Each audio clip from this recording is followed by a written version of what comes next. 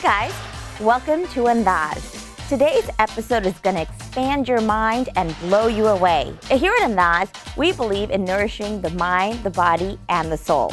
And in this episode, we focus on the mind. I just think it's amazing how innovation and technology is built to emulate the human mind. It's just fascinating. Well, sad but true, but all of us know someone that is affected by cancer. Well, we head over to Boston, where we talk to the fathers of synthetic biology and find out, is the cure for cancer around the corner?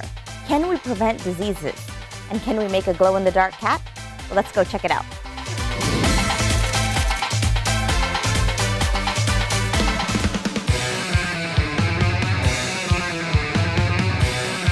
I'm wearing Tom Knight's old lab coat.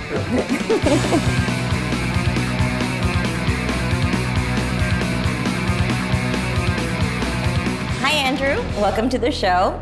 Well, I'm real excited to talk to you today about this fascinating field of synthetic biology. Let's just start off and tell our viewers about your journey. I mean, you're known to be one of the great pioneers and you've done so much. Well, I started working with microbes and I found these organisms, which are billions of years old, so incredibly beautiful. They could do chemical syntheses and metabolic processes that were so far beyond any chemistries that a chemist could do that I just found it fascinating. And about 15-20 years ago, we realized that we actually want to engineer the cell itself.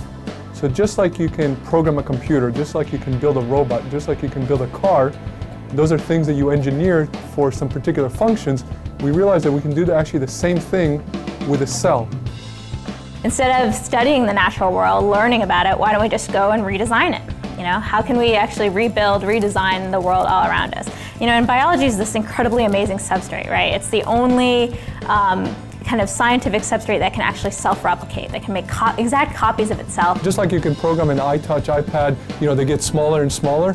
Yeah, sure, we can go down to the level of cell. We can then program it, you know, so they asked me, you know, what kind of apps can you put on a cell, for example? You know, how can you modify, make the new version of it? These circuits, the first thing we do is actually write it as a program of if-then statements. And then we think about it. It's just like computer science. It's just like computer programming. What do you see in the next 10 years in this field that's just going to change the world? Diabetes, stem cells, some aspects of aging maybe. The world has three major challenges, right? Food, energy, and medicine. And I see biology in all of them. At the center of each of those. You can very easily imagine a biological solution for them. It's just the wave of the future. In my opinion, yes. That's why I do what I do. That's fascinating, changing the world, one cell at a time. One cell at a time. Yeah. Several years ago, one of the iGEM teams at the University of Edinburgh looked at easy ways to detect arsenic contamination in groundwater. They built a system which uses bacteria to detect arsenic at the physiologically important levels. I think we're going to make so much more progress with cancer as we move forward. Yes, cancer, that's right. In many ways, a cancer is like an infection, except with your own cells. Yeah. And now I see these technologies being able to produce that we can make individual medicines for cancer. I mean, how far away, before this comes and we start using it as a cure? We're already seeing evidence of this happening now. We've been able to take and engineer these kinds of viruses and in a petri dish be able to have a mixture of cells, some of them cancer cells, some of them healthy cells, and basically what it does is kills essentially all the cancer cells and does nothing to the healthy cells. I mean, there's a tremendous number of benefits to eating genetically modified foods. And so if we can actually engineer our crops so that you don't need to apply a bunch of synthetic nitrogen fertilizer, apply a bunch of synthetic pesticides, I think overall a food supply will be much safer than it was before. Not to mention we can, engineer foods that actually taste better, right? There's no reason why we can't engineer them to taste better, to be more nutritious. So I'm going to take you on a tour of what we think of as our fab here for designing, building, and then ultimately testing and delivering our engineered organisms. People sit at their computers and basically literally design pieces of DNA that go into our engineered organisms. So they come over here to these robots, which are computer controlled, and they basically put their pieces of DNA at various places on the deck of this robot here. I mean, what about these glow-in-the-dark cats? And I mean, I saw this online that you can buy them. They're glow-in-the-dark cats. Can you buy them now? Yeah, you can buy them. Oh, I've got to go buy one. But I didn't know you could buy them. But people have been making glow-in-the-dark animals for a few years as to show that they can move these proteins into different organisms and express them properly. It is amazing what you can do. It just, you know, for me, this notion of creating a new DNA molecule, and that to me is just, it's just amazing to see. Well, I think you will see biology coming into new areas that it's never been in before. We will see the creation of chemical products that are with biology that, you know, maybe at the moment are made only by chemical factories. I feel like everything is moving at light speed in this field of innovation and life science and genomics and synthetic biology. I just feel like we're living in a fascinating time. And on that note, when you're talking to young children and inspiring them to pick a field in something that is life-changing, what would you say to them? I always ask them a question. What do you want to do? What do you want to do with your life and to make the world a better place?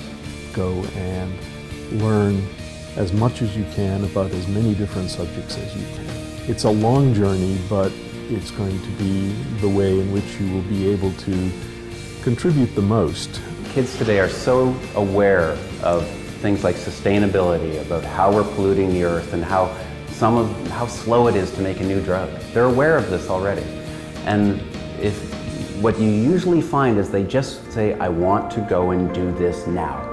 Fight a cancer, make a new plant, really clean up an ocean. Start to apply these tools today because you don't need to graduate from school to start becoming proficient in them. That's so true.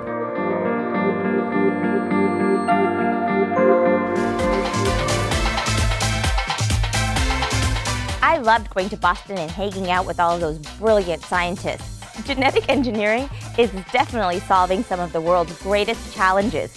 Food, pollution, healthcare, diseases. Our future looks brighter for sure.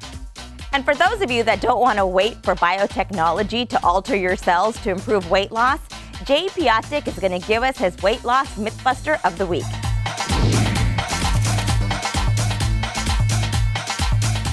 Sure, Sarka. Successful people aren't successful because of luck. They're successful because they have a certain pattern of behavior that allows that to happen. In your business, you would never go bankrupt, but yet we're easy to bankrupt our bodies and to start just throwing in the towel. I tell people there's 4 facets to lose weight if you had to pick a strategy. And basically it's the diet, the exercise, the meds, and the motivation. If you do all 4, you have a much better chance of success rather than picking one of those. So you pick the right strategy and then you go the whole way.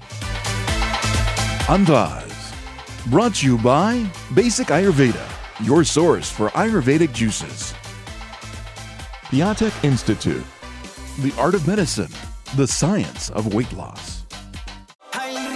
Andaaz, brought to you by Gehi and Associates, for all your immigration matters.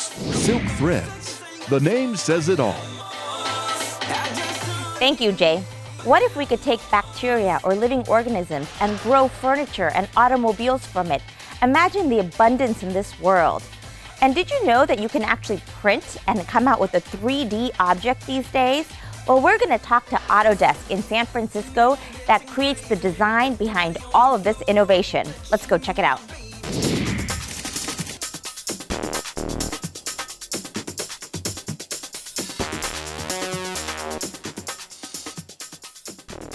Hi, Jeff. Welcome to Andaaz.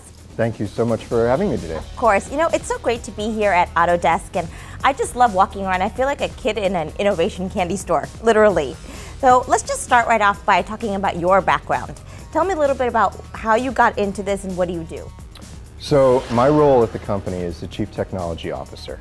So what I do is I look at the supply of technical innovation that's going on and really exploding outside in the world and help identify how that's going to impact design in the future. I feel very fortunate to be part of a company that is really powering that type of process. I think what everyone, our viewers, are going to appreciate is the 3D printer. Yeah.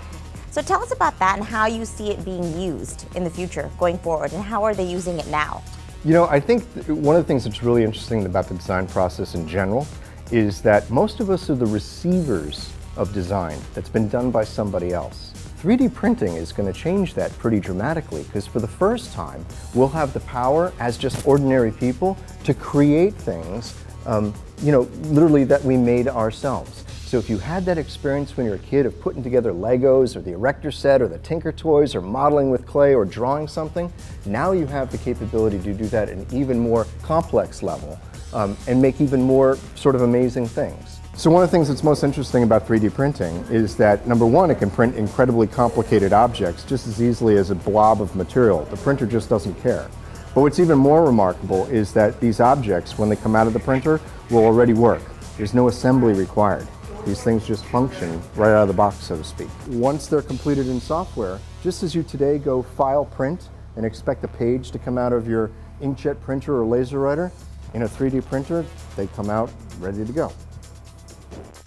I know that Autodesk has a relationship with Hollywood. Tell us more about that process and what you guys do with 3D animation, right? Right. We work very closely with Hollywood, and we provide them the tools for everything from video editing and video finishing to character creation.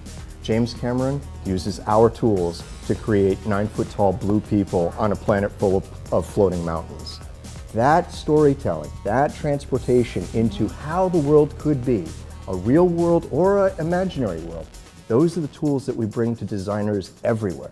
In your career, what have you seen that has just blown you away, where you didn't expect this to happen, where you were like, wow, this is why I'm doing this, this is amazing? What I didn't expect to happen quite so early, but I'm glad is happening now, is we can take that same design focus and, in fact, some of the same design tools and apply them to the living world as well. These are models of bacteria that have been grown into specific structural shapes that have specific functional properties. Like, for example, this one will only bend in this direction. This one has flexibility only in certain spots. This one, we instructed the bacteria to collectively make a table. If we can instruct bacteria to participate together to literally deposit calcium, in this case, in certain areas to make hard surfaces versus flexible surfaces, we may be able to grow larger and larger structures in the future. Okay, so before we wrap up here, for parents out there that want to inspire their kids into a career in innovation and design, how should they prepare, and what advice do you have for them? There's no substitute for doing.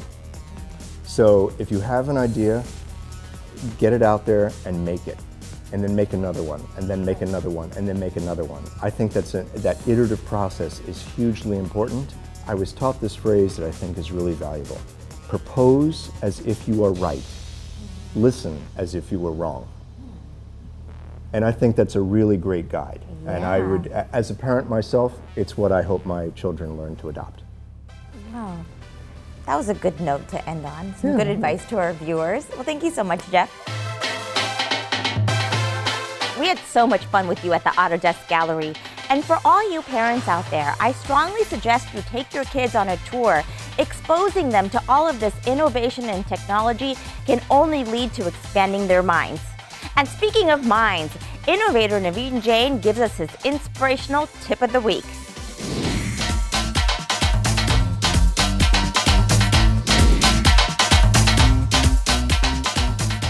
Fundamentally, we are getting closer and closer to understanding how a human brain works.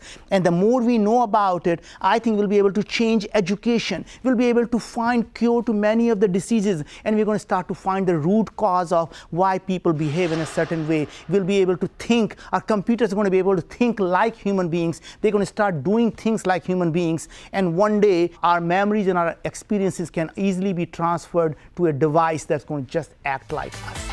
Andaaz. Brought to you by Basic Ayurveda, your source for Ayurvedic juices. Piatek Institute, the art of medicine, the science of weight loss. Andaaz. Brought to you by Gehi and Associates, for all your immigration matters. Silk threads, The name says it all. Thanks, Naveen. Artificial intelligence, a field that many of us don't realize affects our day-to-day life. Remember that Jeopardy show where that computer Watson actually outsmarted the contestants? Well, artificial intelligence was behind that. How is it affecting our lives? What is the wave of the future? Well, we talked to Neil Jacobstein at Singularity University about just that.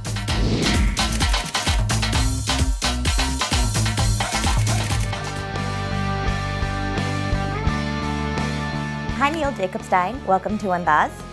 Hi. I'm so excited to talk to you today because this topic is actually fascinating, and I think a lot of people out there don't understand what's really going on in the world of artificial intelligence.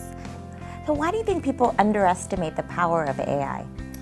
Well, one of the reasons is that they often have a notion that AI is in the future. Yeah. It hasn't happened yet. Yeah. But in fact, AIs have been with us now for 50 years. The field is over 50 years old.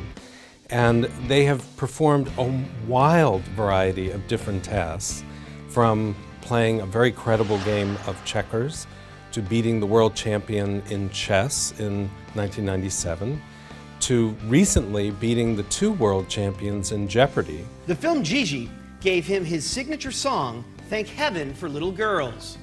Watson. Who is Maurice Chevalier? Correct. So what happens when the machine is significantly smarter than the mind? What's that going to do for the human race? To think about it like we think about a car or a plane. Right. You see a car going by at 100 kilometers per hour, and you don't think, I should run as fast as that car goes. Right. So in what area do you feel that artificial intelligence in the next 10 years is going to create the greatest impact? That we will see it? Probably education. Because now people are excited about education on the web. Currently, they're broadcasting videos of lessons. And the lessons are not yet interactive. I think they will be eventually. And when they're fully interactive, what we'll have will be not just one laptop per child or adult learner. We'll have one tutor per child or adult learner. And it will know the gap between what you need to know and what you do know, and it will know how you like to learn, because it's tracking not everybody in the world, but you. Many of the things that I've talked about are in fact happening now. You can go to a party with a monocle that is called, it comes out of a project called Google Glass. For example, if you are in the United Nations, you could find out not just who that person is and what country they're from, you could find out their background, you could find out what their latest speech said. That's you could kind find of scary. Well, it's not so much scary. I think we're better off with high transparency. Thanks, Neil. Well, on a positive note, I actually think it doesn't have to be one or the other. We can collectively co-evolve with those robots and build a stronger future. Well, next we head over to San Francisco and talk about the future of healthcare and innovation with legendary Vinod Khosla. Let's go check it out.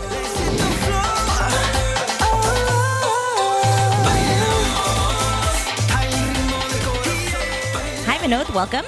It's great to be here. Absolutely. So today is all about global health and innovation. How do you feel innovation affects global health? We got a large global health problem. I don't think any large problem is solved incrementally. It will be solved radically. I, for example, take the thesis that 80% of what doctors do, we don't need doctors for. So we'll need a lot fewer doctors and people will get a much better medicine. How does innovation replace doctors? Computer systems can do diagnosis much better than doctors can. They can do prescription much better than doctors can. So if you have a question, call your cell phone, don't call your doctor. People find it hard to believe, but your airplane is not flown by human beings anymore. It's way too complex for a human being to do, so we have autopilots. Google has a driverless car that's running around. How do you feel that's going to impact the job market or the economy? I mean, do you think it's going to create jobs in innovation and take them away from traditional medicine? Any large innovation creates shifts.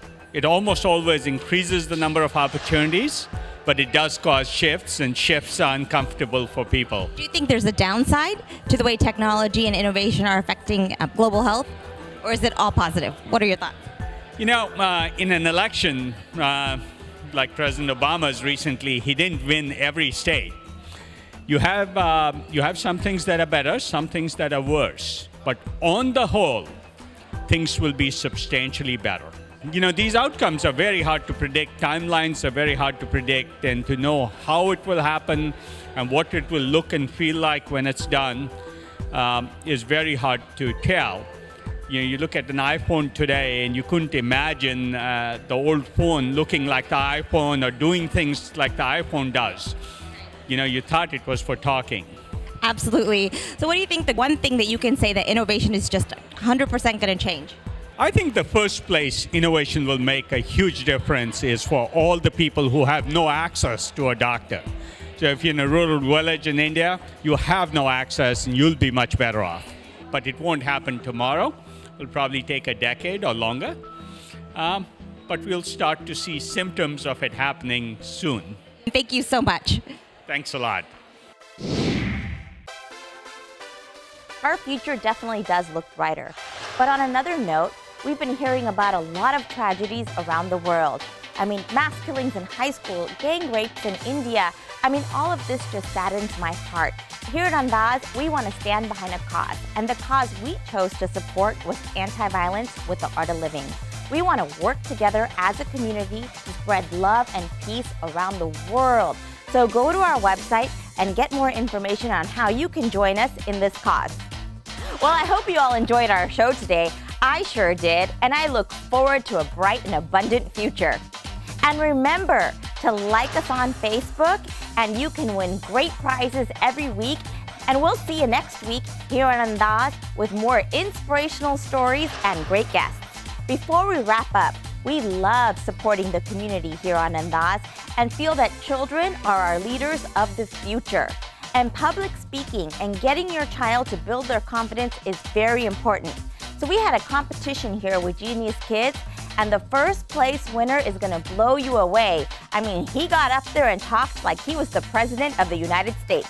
Let's go check it out. Brought to you by Lawson Travel. Experience the world with us. Hello everyone, my name is Ayan Shah and I am 8 years old. Isn't it a miracle that the Earth, which is a minuscule part of the solar system, has been spinning tirelessly every day, and that the sun rises every day and the moon comes out without fail each night, and the entire circle of life is entwined in this cycle. Andaaz. Brought to you by India One. On-demand marketing. Unirello. Global excellence delivered to your doorstep.